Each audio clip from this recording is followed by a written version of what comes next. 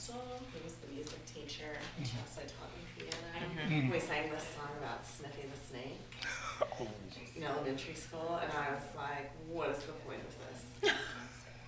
I don't know what, it was obnoxious. It had to be like 8. Like, it was. I don't see the benefit to this particular exercise. I was sent to walk down the street and apologize. Incredible.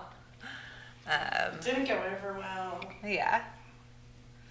Well, Yeah. Curious minds want to know. Yeah. What does Sniffy the Snake have to do with anything? And clearly it stood out as a learning. Yeah. I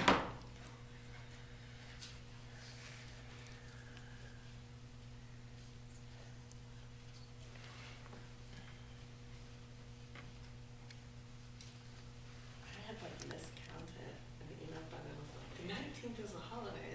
And it's like, but the meeting's the 26th. It's like, oh. True. Okay, fine. Oh, I got back from vacation and was like, oh my gosh, I have so many things to do. And I was like emailing people and I was like, so can you have a meeting on the 19th? And she was like, no, July, neither can you. Like, it's a holiday. I was like, oh, great. Yeah, well, but it looked so compelling until I blocked it as a holiday on my calendar because it's like It's wide open. Yeah, there's a stick there. Oh.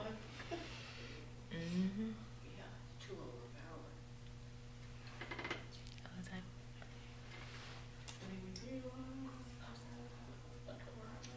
Do we? 3? I guess we need 4. Yeah. 4, 6, 3. Hi, Delphine. We're just waiting for others to arrive.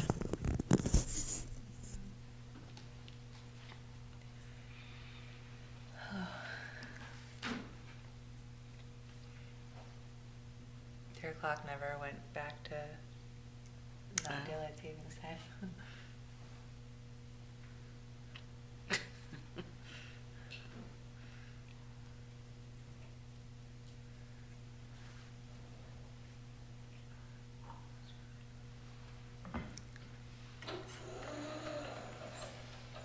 Hello.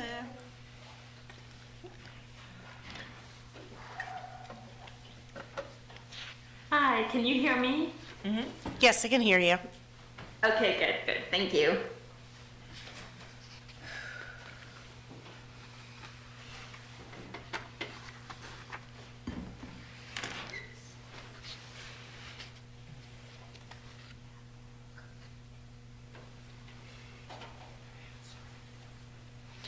Oh, look at your psychedelic charger. I know. I've been staring at it.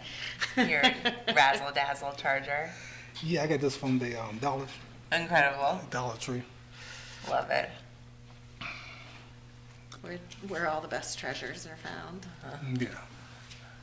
Because I seen it, I was like, that's me. And then you'll never lose it, It'll just Never. flash at you. Oh, the Fifth Street one is a disaster.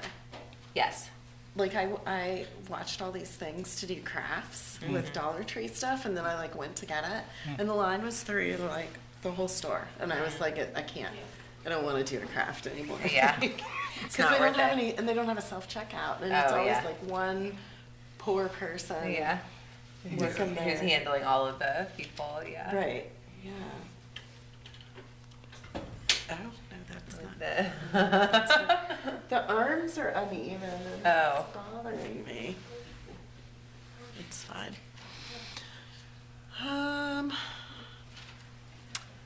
Well, I don't know what to do because we don't have a quorum.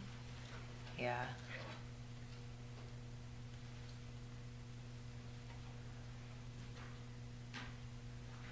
I mean, it's 6:02, so maybe give people 3 or 4 more minutes. Yeah.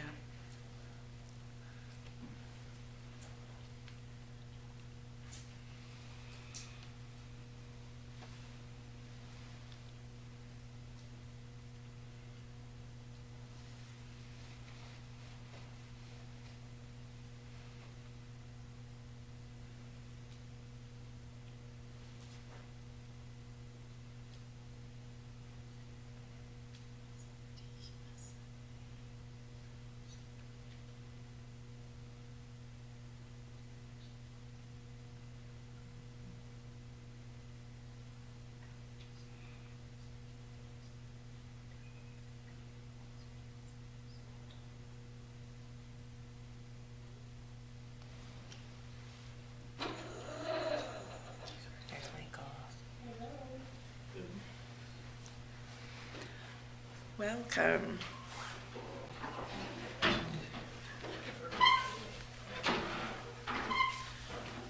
All right. That gives us a quorum. Okay. Well, he had said he was, but, okay, I will call our meeting to order. Can I get a roll call, please? Here. Here. Here. Here. Oh. Commissioner Riddell. Okay, can we have a moment of silence, please?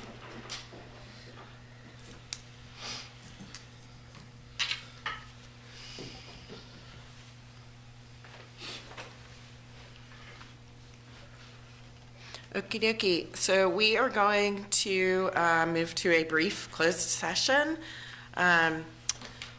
Be it resolved that the Charlottesville Redevelopment and Housing Authority will convene in a closed meeting pursuant to the Virginia Freedom of Information Act as amended to discuss the following matters which are specifically exempted from public disclosure by the code section referenced to below. Personnel matters involving the assignment, appointment, promotion, demotion, performance, salaries, or resignation of employees of the authority as authorized by section 2.3-3711A1 of the Act. Can I get a motion, please? Motion. Second? Second. All right. Aye. Aye. Yes. All right, we will be right back.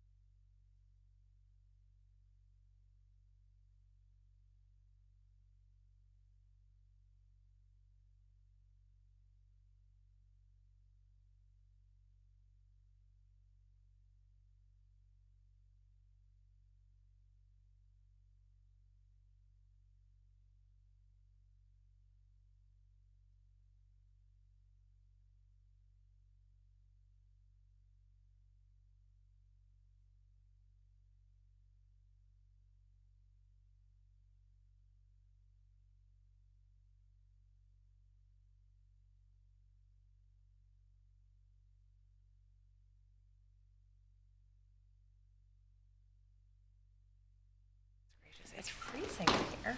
I'm sorry, I wasn't ignoring you guys. I just didn't see any of the things. Put our phones down. Yeah. Michael and Javier are gonna have just as many calls today. Oh, okay, it's not just me then. I checked mine too, yeah. Alrighty. So, whereas the authority has convened a closed meeting on the state pursuant to an affirmative recorded vote and in accordance with the provisions of the Virginia Freedom of Information Act, and whereas Section 2.2-3712D of the 1950 Code of Virginia, as amended, requires a certification by this authority that such closed meeting was conducted in conformity with Virginia law.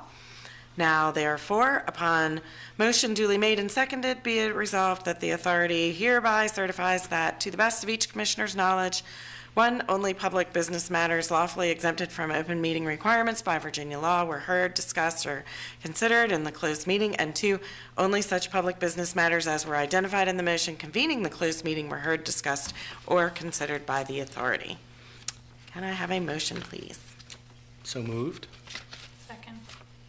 All in favor? Yes. All opposed?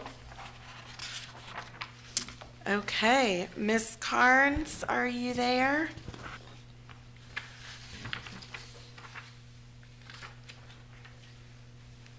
I am. All right, we are ready for you to train us. Okay, I'm gonna see if I can share my screen. Does everyone have a copy of the PowerPoint presentation, or do you have it on the screen in the room? Yes. We have copies of it. There's, yeah. Oh, okay, great. Let Can me you see. still share your screen though? So, Yes, I'm gonna try to do that. Let me see. Can you see my screen? it's loading. There it is. Yeah. Yes, Yes. ma'am. Great, great. Well, good evening to everyone, and thank you for having me. So for some of you, this may be duplicative of a training you received from me a few years ago. So I guess for some of you, it will be a refresher. It is an updated version of the training. And then for some of the newer commissioners who were not on the board when I last provided the training a couple years ago, then this will be perhaps new information or perhaps something that you already knew but maybe not in the context of a housing authority. So today we're going to cover basically the information about what is CRHA, what is the role of public housing agencies and how they work, because they're a little bit of a different animal, so to speak. Then we will go through the powers that CRHA has, and then, and most importantly, we will go through your role as a commissioner, your responsibilities, and we will talk about 2 of the main bodies of rules that are the most relevant to commissioners. One is the Freedom of Information Act, and the other is issues involving conflicts of interests. So first, what is the Charlottesville Redevelopment and Housing Authority? Well, it's a public housing authority, which is defined on this slide. The important piece to remember is that public housing authorities are creatures of statute, meaning unlike corporations or LLCs, they are governed by the statutes that create public housing authorities, and they only have the powers that the statutes give them. They are governmental agencies and instrumentalities of the Commonwealth of Virginia. In Virginia, you can be both a redevelopment and a housing authority, which is why your name is CRHA. That's not true everywhere around the country. In some states, you can only be a housing authority, which is important because in those states, that means housing authorities cannot engage in any redevelopment activity. So at the federal level, housing authorities were created back in 1937 by the Federal Housing Act. That only authorized housing authorities at the federal level, meaning that then it was up to the states to decide whether or not they wanted housing authorities to exist. So that happened the very next year for the Commonwealth of Virginia, and Title 36 of the Virginia Code was created specifically to govern housing authorities. But again, at that point, they were only created, so to speak, or made available at the state level. It was then up to each locality to decide whether or not to have a housing authority. For Charlottesville, that occurred in 1954, and CRHA was activated. And we use the term activated because, again, housing authorities are creatures of statute. You do not register with the Virginia State Corporation Commission. You have to be created by statute and then activated at a local level by the municipality. On that point, it's important to note that not every city or county in the Commonwealth has a housing authority. Some cities have chosen to not have a housing authority. For example, Virginia Beach. And then a lot of other cities do have housing authorities. But it's interesting as you look at the entire Commonwealth of Virginia to see which areas have housing authorities and which do not. So what can CRHA do? Unlike corporations or LLCs, where you can create a corporation and an LLC and it's allowed to do everything unless it's prohibited, with regard to housing authorities, it's the opposite. You cannot do anything unless the statute says that you can. So for us, we look at Title 36 of the Virginia Code, and it enumerates the powers of housing authorities in the Commonwealth of Virginia. And then federal statutes have some limitations with regard to how these powers can be exercised. For historical purposes, you'll see on this slide, it lists the levels of authority and activity that were authorized by Congress. And it's interesting because you can see that housing authorities were basically created to handle housing matters, and that was in 1938. And then, interestingly, after World War II, redevelopment projects were added as an additional layer of authorized activity for housing authorities. And then conservation projects came last in 1964. So what is a housing project? That's a term of art, which is why I put it in italics. You will hear sometimes people refer to housing project. It's important to be specific when we use those terms because those terms come from statutes and we have to really abide by the terms of the statutes in order for a housing authority to be allowed to participate. So on this slide, you have the definition of a housing project. And some of you may be familiar with the phrase decent, safe, and sanitary housing. That comes from the statute that initially created this layer of activity as an authorized part of the work of housing authorities. So it's at the core of a lot of the missions of housing authorities. If you look around the country, a lot of housing authorities still have in their mission statement the terms to provide decent, safe, and sanitary housing. Redevelopment projects were the next layer of authorized activity, and on this slide you'll see a definition of redevelopment project. Of course, CRHA has been involved in a lot of redevelopment and rehabilitation projects, so your board is very familiar with the process for those. Conservation projects, think of it basically as redevelopment light, meaning it's the action of trying to intervene in a neighborhood or community before it deteriorates to the point where it becomes blighted. Conservation is something that housing authorities are allowed to do. There is just very little funding for it. If this presentation was 25 years ago, I would have told you we do a lot of conservation work. We don't do as much anymore because there's almost no federal funding for it.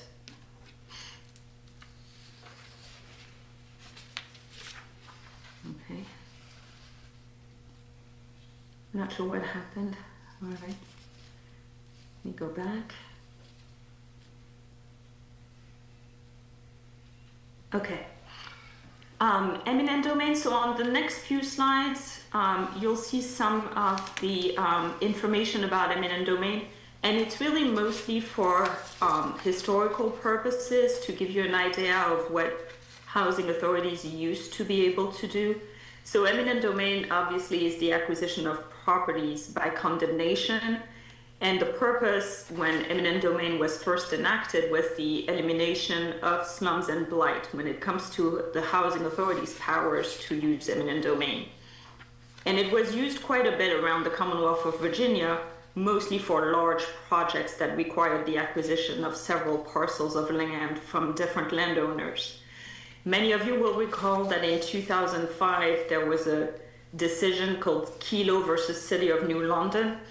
It arose out of a situation in Connecticut that would not have been something allowed in the Commonwealth of Virginia.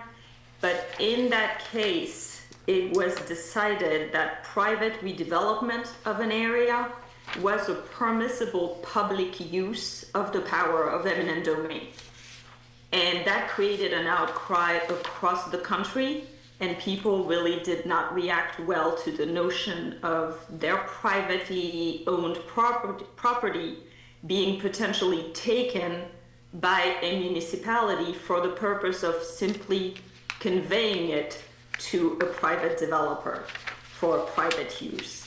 And so there was a huge reaction to this decision across the country, and it led to statutory amendments in Virginia in 2007, stating that housing authorities can no longer acquire non-blighted properties pursuant to a redevelopment plan, and they redefined blight. And it's now very difficult to demonstrate that a property is blighted under the new definition. In addition to that, in Virginia, we had a constitutional amendment in 2012, which makes it even harder to use eminent domain for housing purposes, because it states specifically that it is not an allowable public use, therefore not eligible for condemnation, if the primary purpose of the redevelopment activity is for private benefit, a private enterprise, increasing tax revenue, or creating economic development. And you can only get past that if you can demonstrate that the property creates a public nuisance. Again, a harder threshold to meet. Which means that basically, as of today, I can tell you there is no eminent domain happening for housing authorities. And really the only cases of condemnations that we see nowadays are condemnation cases initiated by power companies or VDOT when they're building a road or installing new utilities. Then those cases can lead to successful acquisition using eminent domain, but housing authorities are no longer using eminent domain. And if they tried, I don't think they would be successful if they were challenged in court.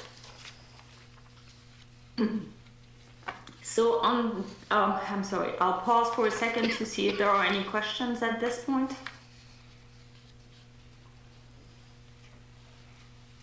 Okay. So on this slide, you see the list of unique powers that housing authorities have in Virginia, which cities do not have. And I list them on this slide because it's interesting to think of some of these powers, and it's not necessarily intuitive to think that, for example, a city does not have the power to make loans or grants to private owners for construction or rehab. It's very difficult for a municipality to make a loan or a grant to an individual or to a private entity. They can make loans or grants to other agencies and to housing authorities, obviously, but it's difficult for cities to exercise the powers that are listed here. So it's interesting for you to keep in mind as you move forward with some of the activities that you have. For example, housing authorities have the right to issue private activity bonds to assist private developers of housing.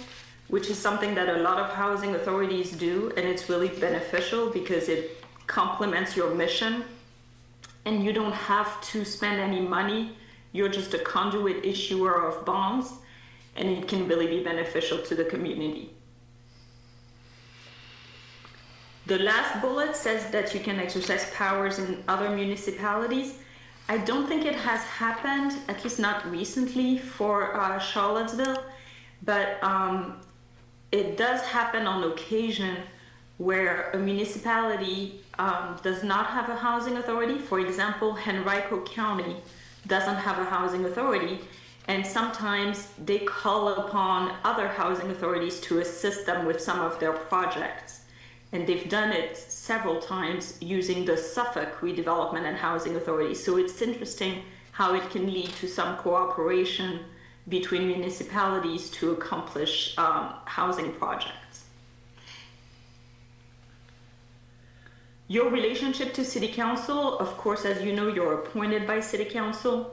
City Council also has the right to approve or not your housing, redevelopment, and conservation plans after they've been adopted by your board.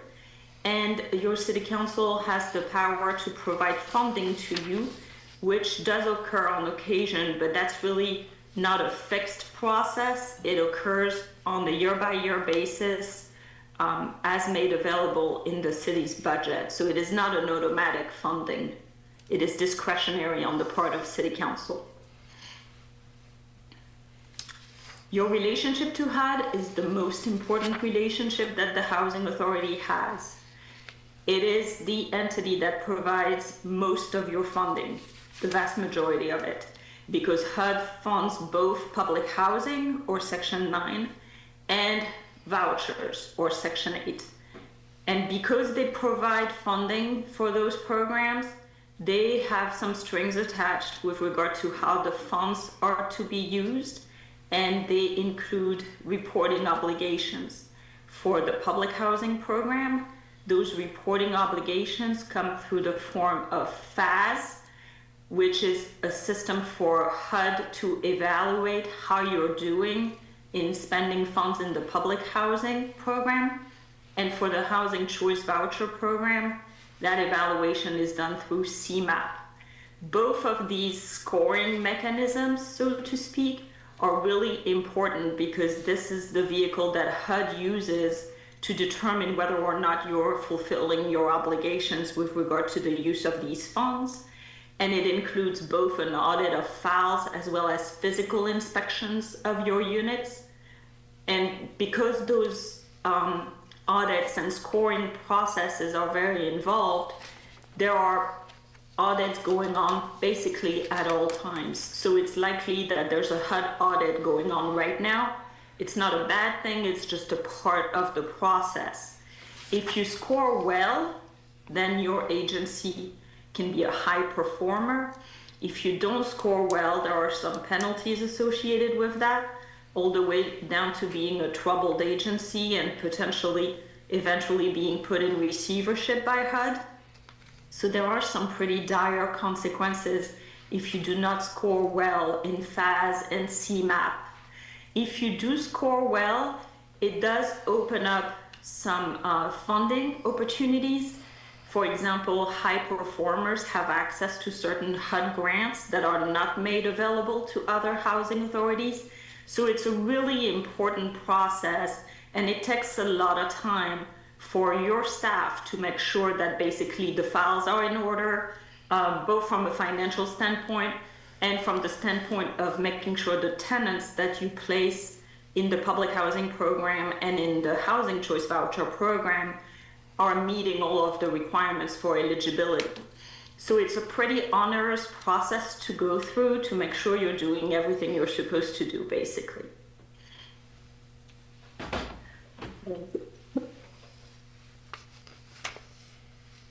Oh my goodness, it keeps doing that. I'm sorry, it keeps making me refresh my session and I don't understand why.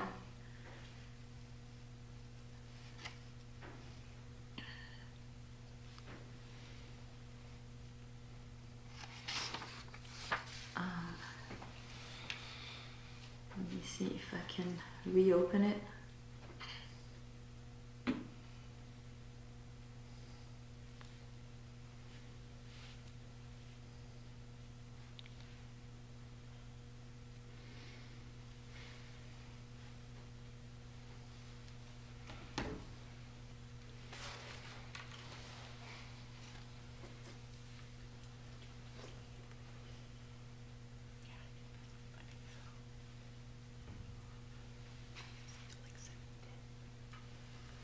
My apologies, I'm trying to go back and refresh so I can share my screen again.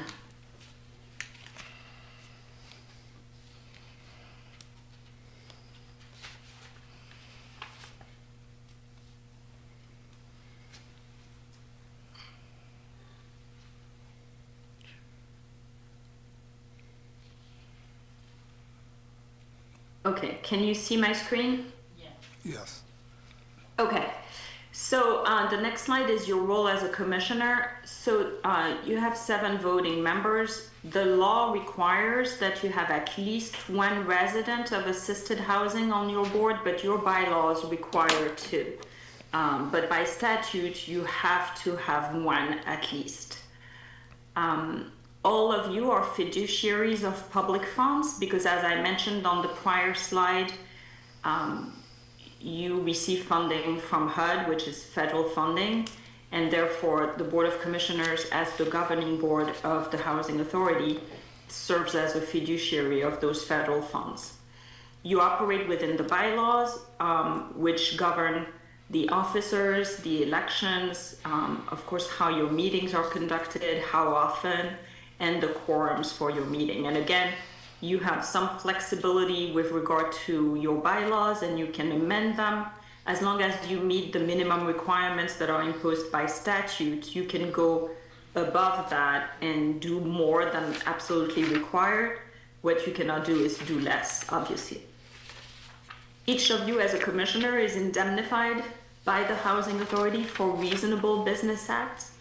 And we'll get back to that later in the presentation, but what this means is that as long as you act within the scope of your role as a commissioner, CRHA will indemnify you in the event you are sued or otherwise found liable for decisions you made in your capacity as a commissioner. But again, this assumes that you acted within the scope of your duties and not beyond that. And your liability is limited to the amount of annual compensation that you receive for serving on the board. So receipt of a stipend is basically the only compensation that you're allowed to receive in the Commonwealth of Virginia for your services, and that stipend amount would be the maximum amount of your liability. So we're going to talk about the Freedom of Information Act next, and that's most likely the most important statute that you come in contact with, because you come in contact with it every single time you discuss housing authority matters, whether it's at your regular board meetings or otherwise. And we're going to talk about both facets of FOIA. The first facet of FOIA is the notion of public meetings, what's a public meeting and what isn't. And the next part is public records. So we're going to start with public meetings. Because CRHA is a public housing agency and a governmental entity, all items involving the discussion of the business of CRHA must be decided in public at a duly noticed public meeting, which means that members of the public have to be able to come to the meeting, make comments at a designated time on your agenda, and hear the conversation and discussions of the commissioners as well as the votes. Keep in mind that a meeting is a public meeting if we have at least 3 commissioners discussing CRHA business. Sorry. That is probably the most important part of the public meeting aspect of FOIA, and here's why. It doesn't matter if you're not technically present at a duly called meeting of the board, if you have 3 commissioners together discussing any CRHA business, whether it's at a cocktail party, a wedding, at someone's house, or through an email that involves 3 commissioners, or through a text message, that's a public meeting. And it's illegal unless you provided public notice and an opportunity for the public to attend, which most likely you didn't if you just happened to find yourselves at a cocktail party together. So my recommendation is, if you find yourself at a social event and you see that there are 3 commissioners in the room, it's fine as long as you do not discuss CRHA business. If you start discussing CRHA business, then that's an illegal meeting. Generally, the code does not allow for meetings to be conducted by phone or electronically, but there are exceptions. 2 of them are the most important and have applied to you. One is emergency situations, and the other is a remote participation policy. So emergency, obviously we all went through COVID. Any type of state of emergency declared by the governor creates a situation where you are allowed to have meetings electronically. And if you do, and you will remember during the COVID timeframe, when you meet electronically, you have to include in your minutes an explanation of why you're meeting electronically. You have to give notice of the meeting in advance, and you have to make arrangements for people to participate via Zoom, phone calls, or otherwise. And similarly to a meeting in person, you have to give people the opportunity to make public comments. The second exception to meetings being required to occur in person is a remote attendance policy, and you have one for your agency. So the code allows 2 different types of remote attendance policies, and they're both listed on this slide. The important piece being that you have to have adopted a policy before you try to start meeting electronically. Again, this is in the absence of a state of emergency. So you have that policy in place for the Charlottesville Housing Authority, which means you have the right to conduct some of your meetings electronically.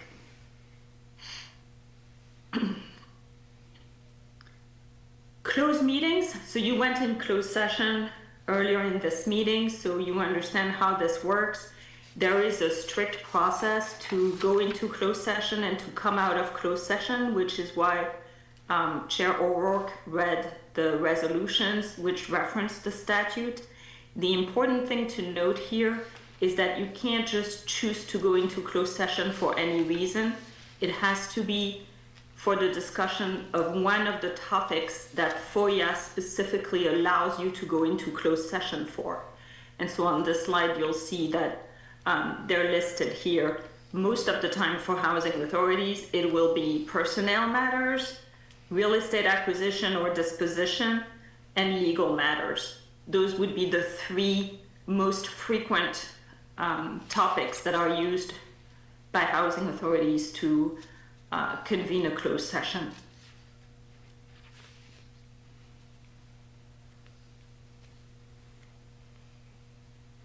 As all of you know, you cannot vote in closed session. That should go without saying, since all votes have to be taken publicly. So we've talked about public meetings. Now we're going to talk about public records, but I'd like to pause and see if there are any questions before we move into the second aspect of FOIA.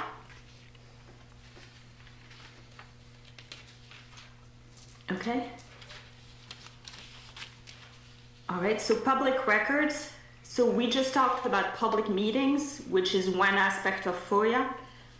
What you need to keep in mind is that even if you're not in a public meeting, you may very well be creating a public record. So for example, if one commissioner sends an email to another commissioner, and it's just 2 commissioners, not 3 on that email, we don't have an illegal public meeting because it's 2 commissioners, not 3. but we have a public record, meaning that email in and of itself is not illegal, but it is a record that is open to inspection by the public at any time. So if we receive a FOIA request, we would have to provide a copy of that email. FOIA requests do not have to specify the reason for the request. It's irrelevant. Anyone can send the housing authority a request to see public records. And if you do receive that request, by law, you have 5 business days to respond. Now, the response doesn't necessarily mean you provide all the records that have been asked for. What the response can do is ask for more time to respond. And by law, you have the right to request and receive automatically an extension for 7 additional business days. But you do have to make the request for the extension within the initial 5 business days. Many records are exempt from disclosure, including personnel information and obviously attorney-client privilege. What is important to note here is that if a record includes some information that's exempt from disclosure, then the housing authority has the obligation to redact the record and provide the portions of the record that are not exempt from disclosure.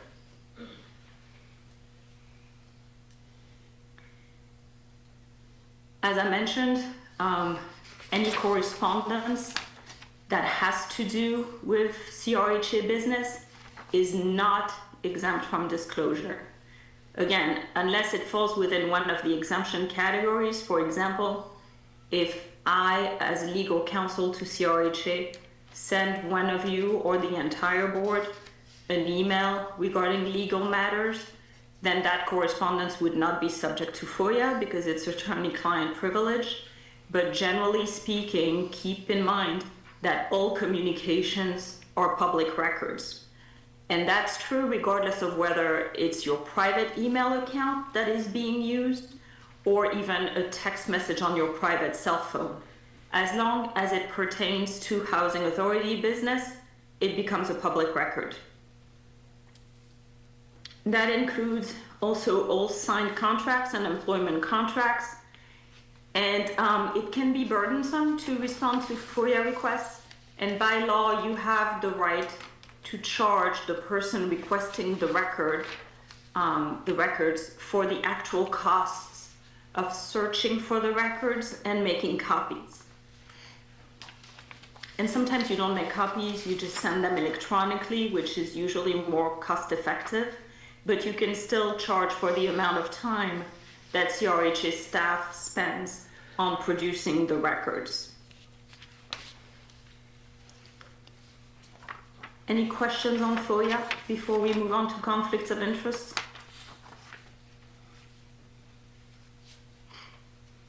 Okay. So moving on to conflicts of interest, most of you know about this intuitively. So this is just a refresher for you to be aware, to the extent you don't think about it often, but just to be aware of the rules regarding conflicts of interest.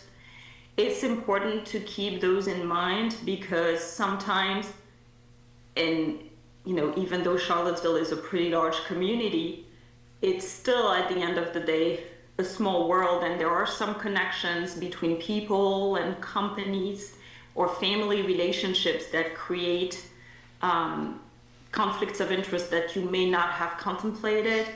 And it's often a situation that's benign. It's not necessarily nefarious.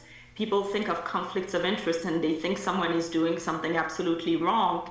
And certainly those cases exist, but by and large, conflicts of interest or the appearance of conflicts of interest can occur inadvertently.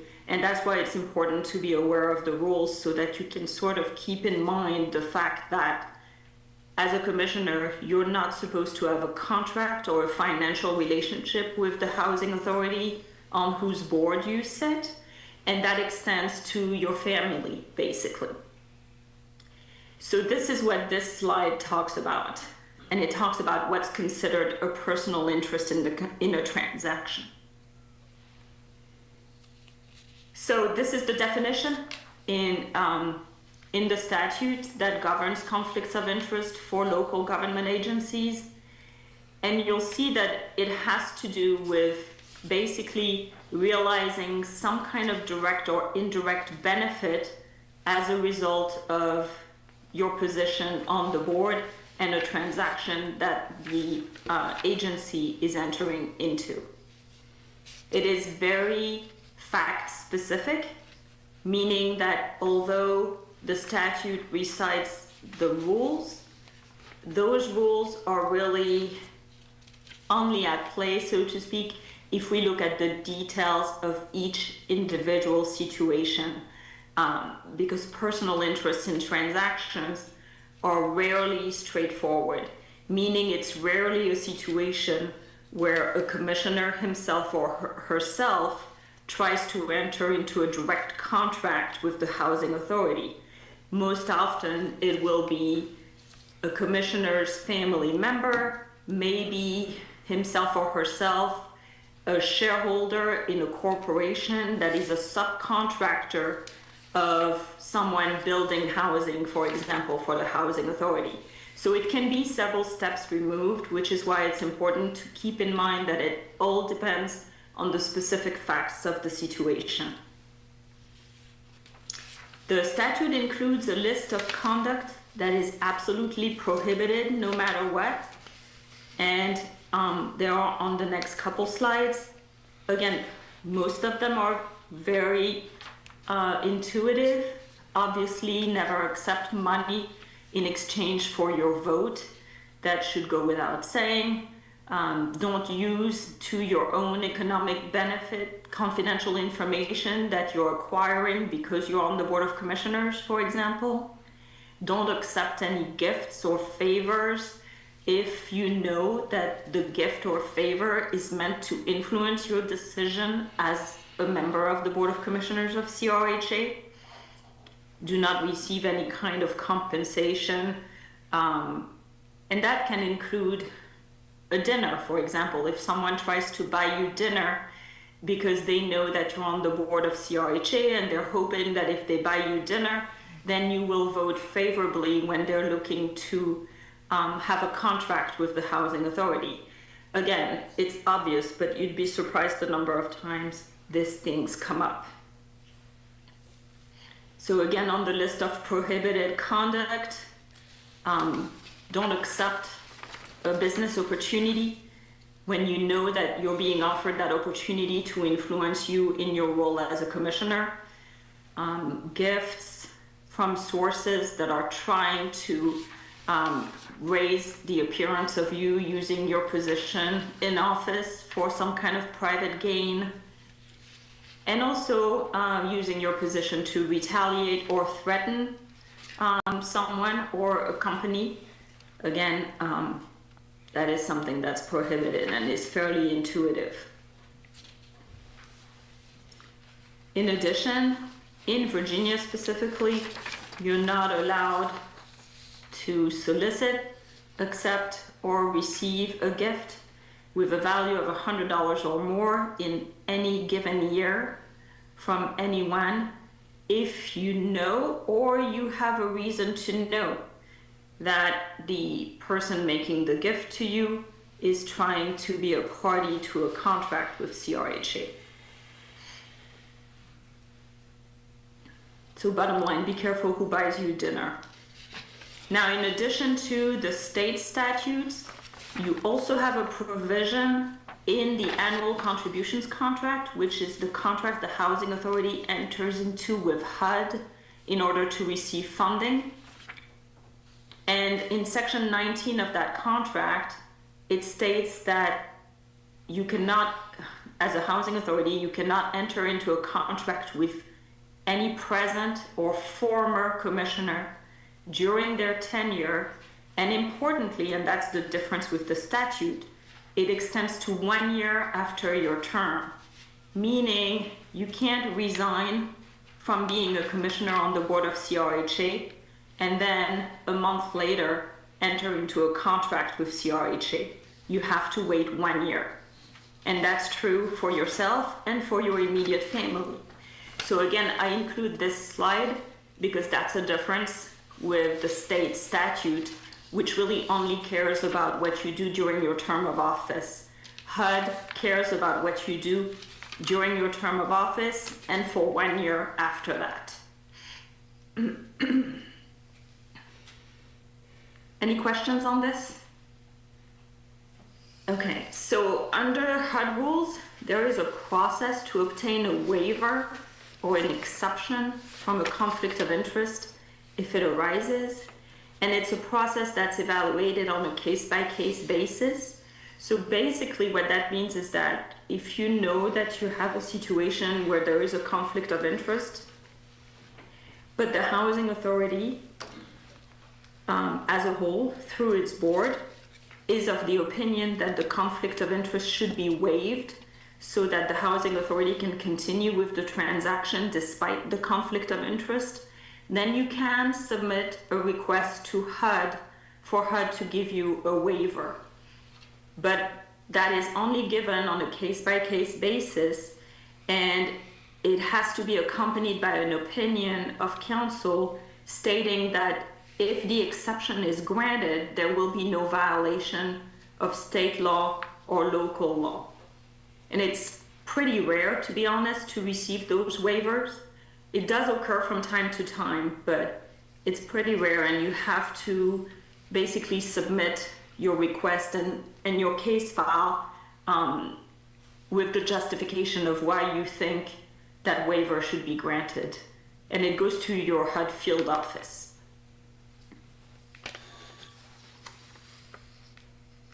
Other statutes, just to mention that they exist. The first one is the Government Data Collection and Dissemination Practices Act. That's important just for you to be aware, because that means the data that the housing authority collects obviously includes personal information. We're mostly talking about resident information like names, addresses, social security numbers, income, sometimes disability status, age, information about the children or the composition of the household. That information is protected, and this statute listed here governs how the data is to be collected, how long it is saved, who can access it, who can review it, who can copy it, how long you keep it, and how you have to dispose of it. And this is important because it's one of the reasons why commissioners are not supposed to get copies of tenant files ever, because there are strict rules as to how those files are to be handled, basically. Public procurement acts, everyone on this board is aware of how this works, but the reason I'm listing it here is that CRHA is subject to both state and federal public procurement laws, which govern how you enter into contracts, and you have to abide by both sets of rules, which means that in the event one of the two is stricter than the other, then the stricter rule applies. So it's a process, obviously, and it's very regulated, but this is a reminder that this applies to any contract that the housing authority enters into.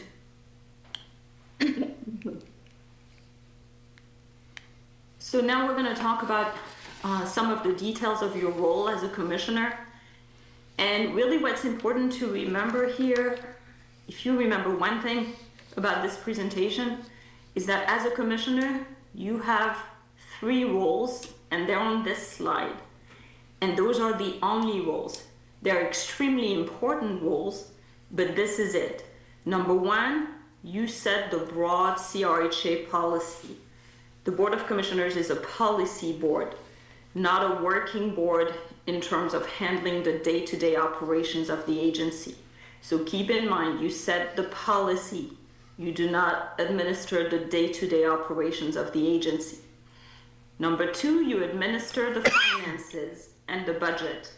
you are fiduciaries of public funds, which is why you approve the budget, and you should review the budget and the line items in the budget, because you are fiduciaries of public funds.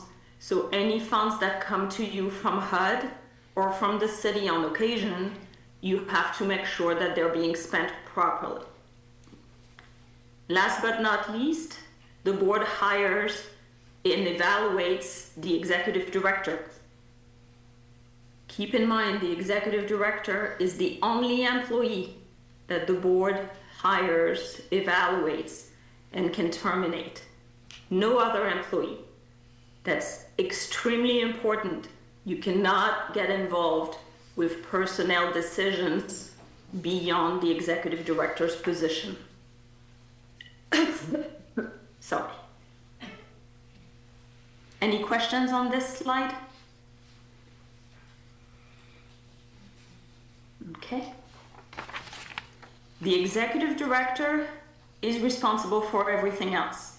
And what that means is that the executive director, once you as the board have selected to hire an executive director, the executive director becomes responsible to implement all of the board approved policies.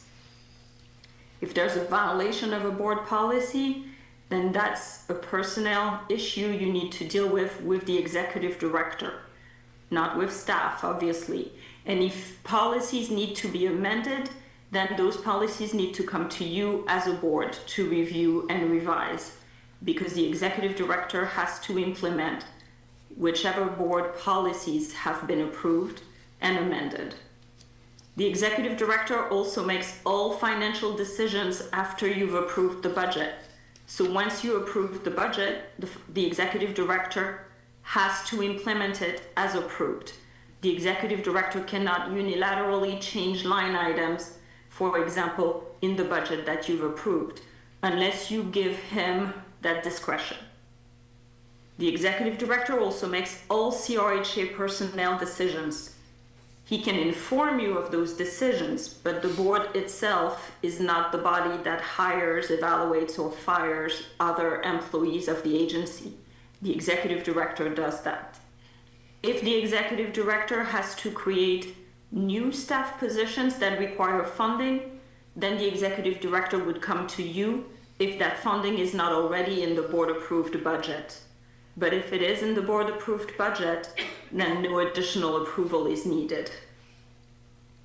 And then, of course, as you know, the executive director is in charge of all day-to-day operations, which means implementation of the board-approved policies, but also handling everything for all operations. The executive director has the right to delegate some of those responsibilities to staff that reports to the executive director, but at the end of the day, obviously the buck stops with the executive director, and he or she is responsible for what happens. The next couple of slides have to do with best practices, and those are listed because they are sort of real-life examples of what will happen in the course of your term as a commissioner, and what you should do when those situations arise. So the first one is, what should I do as a commissioner if a resident approaches me and has an issue or concern? For example, you receive a call from a resident at Crescent Halls, just as an example, and the resident says, well, I have an issue, I'm not happy with my unit, or I have a maintenance issue and it's not being addressed. Please refer the issue to the property manager or to the executive director. That is the person the resident should contact. And I understand the resident will tell you, I'm not getting any responses from staff, nobody's addressing my issue. In that case, please don't try to resolve it yourself. Present the issue to the executive director and let him or her handle the issue. If he doesn't handle the issue, then you can have that discussion with the executive director, but please do not try to resolve the issue yourself. Similarly, if an employee approaches you and complains about their employment situation or wants a raise or is not happy with their supervisor, please try not to intervene. You have to refer those issues to the executive director, who will then involve HR or other people, perhaps legal counsel as well, depending on the circumstance. But please do not try to take a side or handle a personnel matter. There are policies in place for CRHA employees. There are grievance policies as well, because CRHA is a public entity. Please do not try to handle the issue yourself, and also be very mindful of any comments that you may make to the employee, because you may make a comment that will end up being used against the agency down the road, potentially in litigation. And if you do, keep in mind, because you're not at that point within the scope of your role as a commissioner, you're also at risk of personal liability. So the bottom line is, don't get involved. You cannot prevent people from reaching out to you, but if they do, don't try to take a side. Don't try to suggest the outcome or the resolution of the concern. Instead, refer it to the executive director. If you have a question or if you need additional information, it depends on whether it occurs in a board meeting or separately. If you're in a board meeting, feel free to ask the question during the board meeting as appropriate, depending on the agenda. If not, outside of board meetings, please direct your questions to the executive director. Try to not bypass, so to speak, the executive director to go to CRHA staff. That's disruptive of the functioning of the agency if you try to overlook the role of the executive director.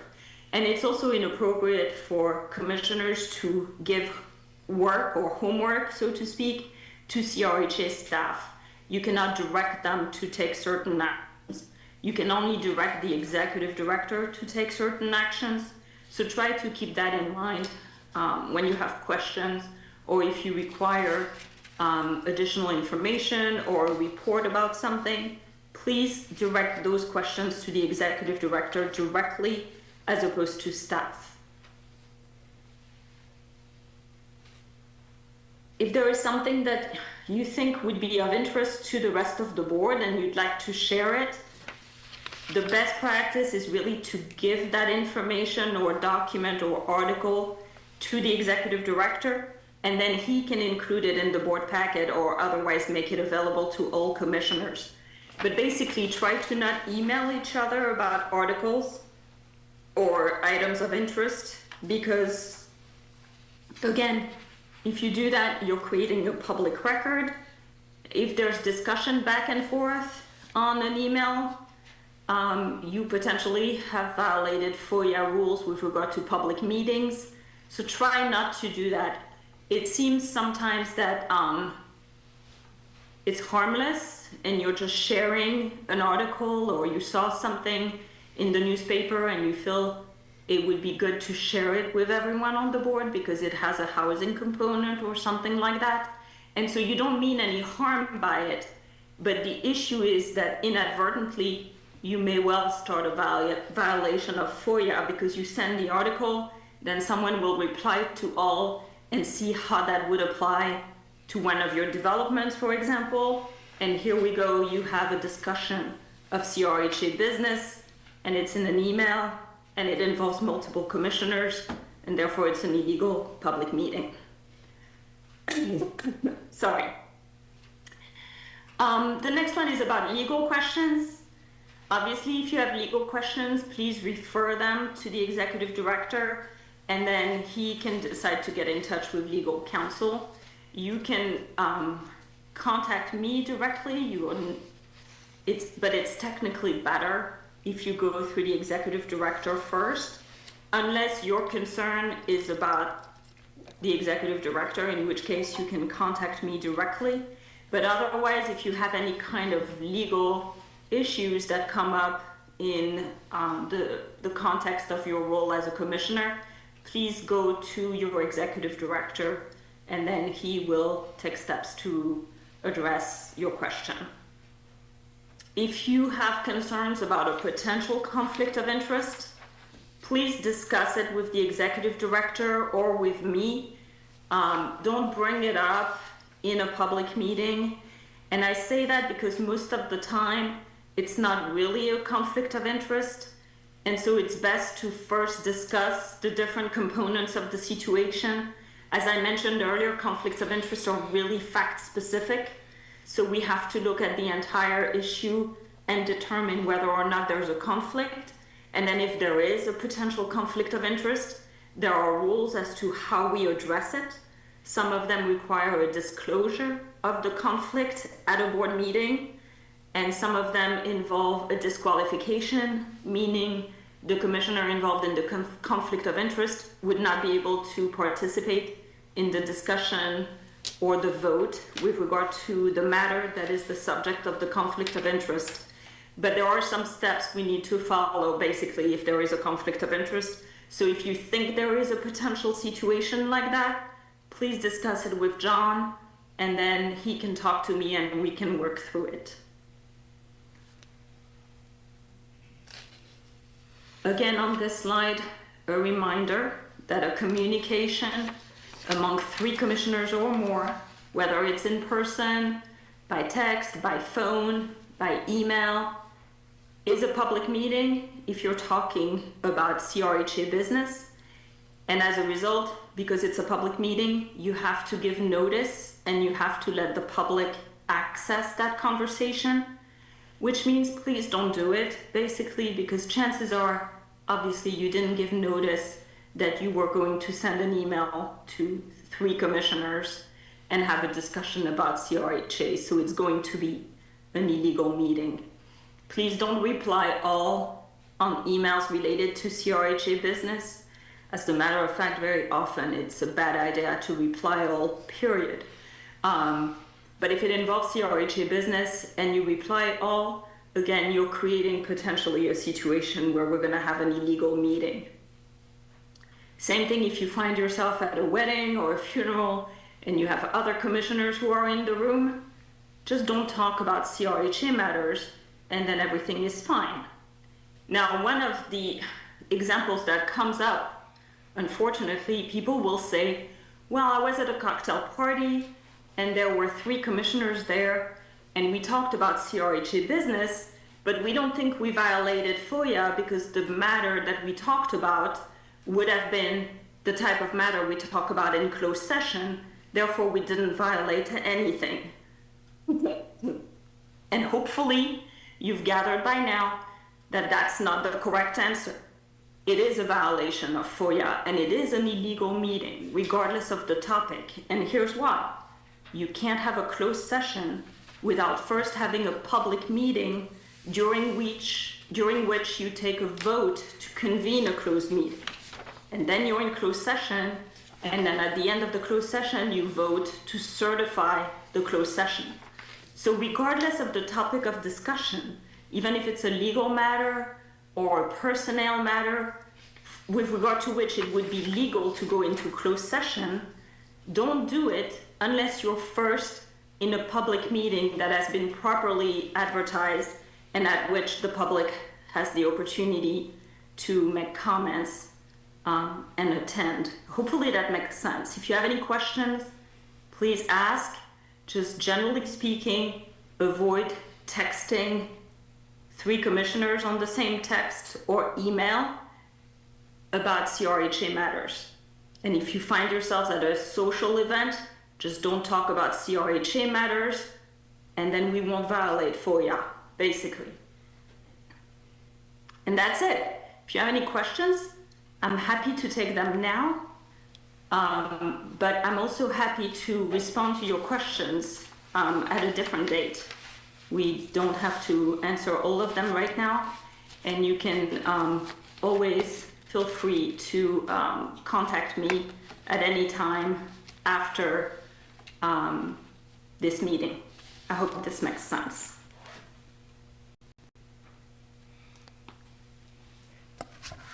Do you have any questions now, or would you like to explore anything further in the presentation? Or is everything really clear and everybody's satisfied with the content so far and doesn't have any questions?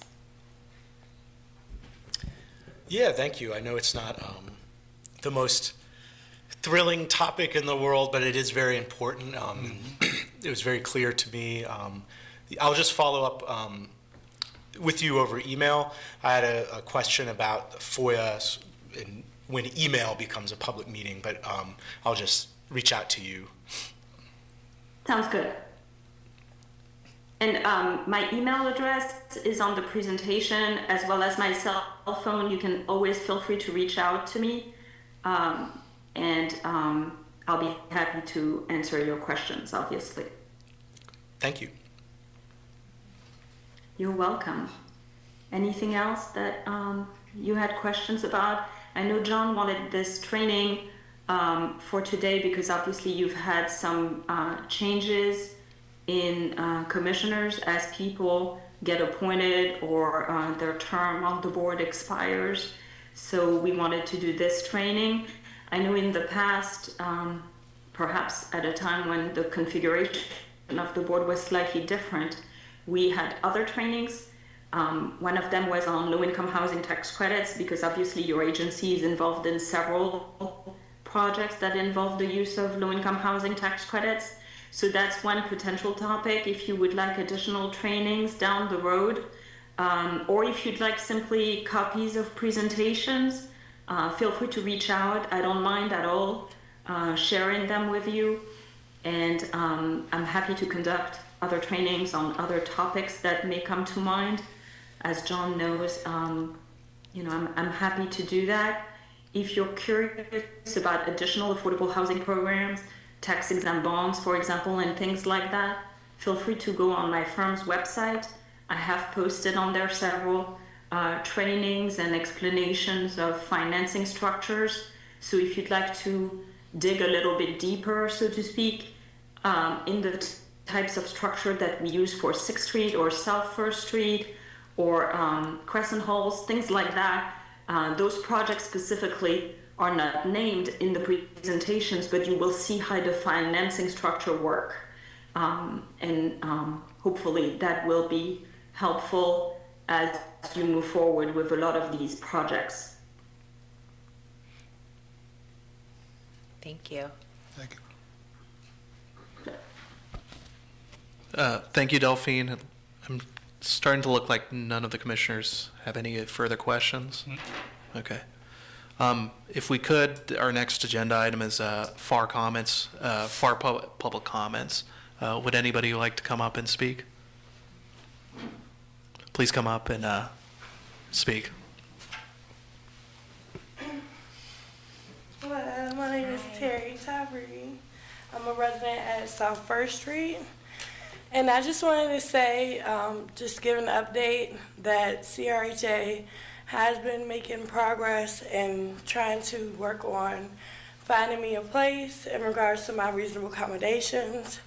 I'm actually going to go look at one next week, I think on the 20th. So I'm very excited about that, and I appreciate, even though it's taken a while, I appreciate their help. Also, I wanted to speak on the Youth Link program that I seen happening today at South 1st Street. I got a flyer for it yesterday that it was going on Thursdays, and then my neighbor, a young girl, she actually participated in today, and I just want to say great job to whoever came up with that idea, because they loved it. It was three young residents that participated today at South 1st Street, and that's what I like to see. So thank you. That's all I had to say today. Thank you for your comment. Thank you. Would anybody else like to speak? And it looks like we have nobody online, and we've asked the public. We could close public comment, and FAR, I believe, has said no also. Would the board entertain a motion to adjourn? Motion. All right. Second? With that, I think all in agreement? Yes? Yes. All right. Yes. All right. Motion adjourned, or meeting adjourned. Thank you. Thank you. Bye. Have a good evening. You too.